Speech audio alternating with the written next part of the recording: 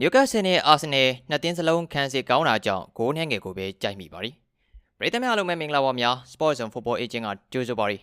ဒီဘက်ရဲ့နောက်ထပ်ပွဲကြီးပွဲကောင်းတစ်ပွဲကတော့ Newcastle နဲ့ Arsenal တို့ထိပ်တိုက်တွေ့ကြတဲ့ပွဲစဉ်ဖြစ်ပါသည်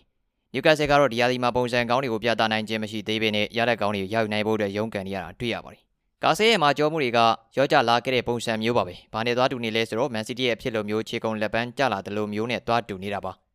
ရာသီတိုင်းကိုပွဲစဉ်တွေအားလုံးမှာမာကြောမှုပြည့်နဲ့ကစားရတာကရုပ်ပိုင်းဆိုင်ရာကြံ့ခိုင်မှုတွေအများကြီးလိုအပ်တာပါအရင်ရာသီတွေတုန်းကတော့ကာဆေကအမာကြောမှုပြည့်နဲ့လူမိုက်ဆန်ဆန်ကစားခဲ့တာကြောင့်ဒီရာသီမှာတော့ခြေကုံလက်ပန်းတွေကျကုန်ပြီထင်ပါရီဒါကြောင့်လေကာဆေကိုကြည့်ရတာကအရင်နှစ်ကာဆေတုန်းကနဲ့မတူပဲဖြစ်နေတာမြင်ရပါတယ်အာဆနယ်ကလည်းဒီနှစ်ဘောလုံးရာသီမှာပိုပြီးတော့တည်ငြိမ်လာတာတွေ့ရပါတယ်